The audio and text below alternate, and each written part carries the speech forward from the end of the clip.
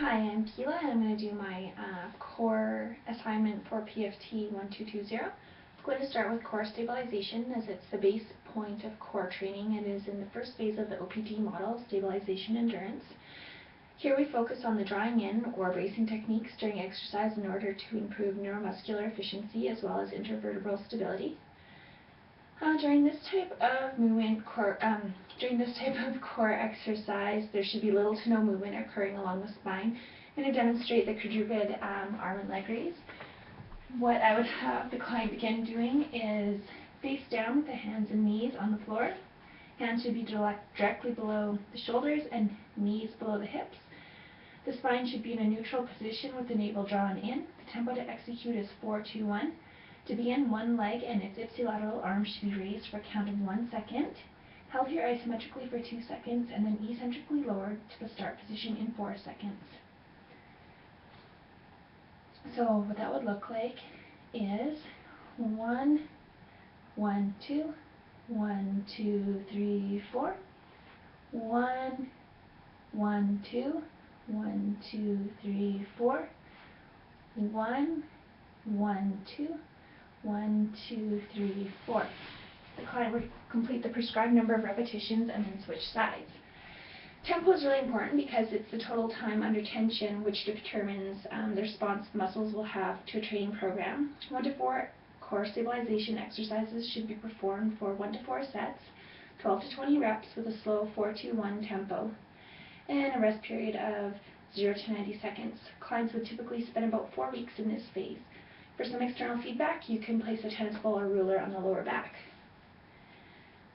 Core strength is the progression in core training from core stabilization. It's a part of the strength training portion of the OPT model and includes phases 2 through 4.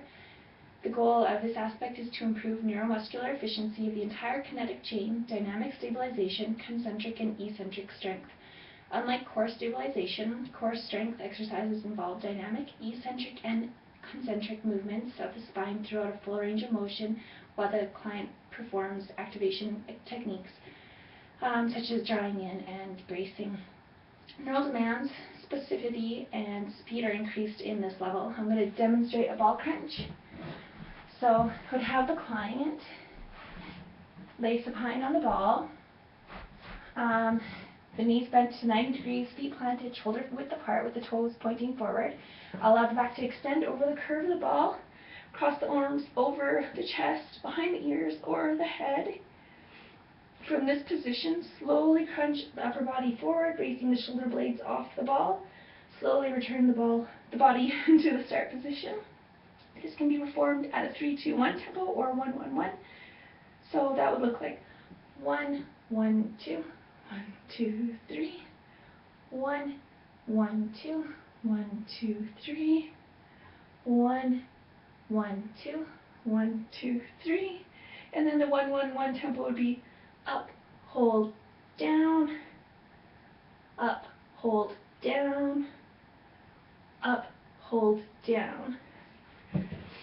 It's important, which I forgot, to keep your chin tucked during this exercise. 0 to 4 exercises, 2 to 3 sets should be performed for 8 to 12 reps at a medium tempo and resting for 0 to 60 seconds. It's important, as I said, to keep the chin tucked during this exercise and to remember to breathe. Core power is the final phase of the OPT model and is used to improve the rate of force produced by the core musculature. This type of exercise allows a person to generate force and dynamically stabilize at a more functional level.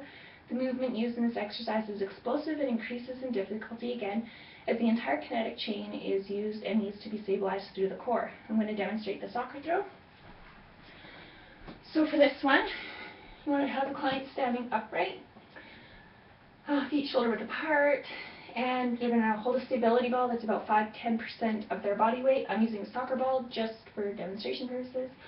They're going to hold it above their head, and then they're going to quickly throw it down to the floor, allowing the arms to follow through.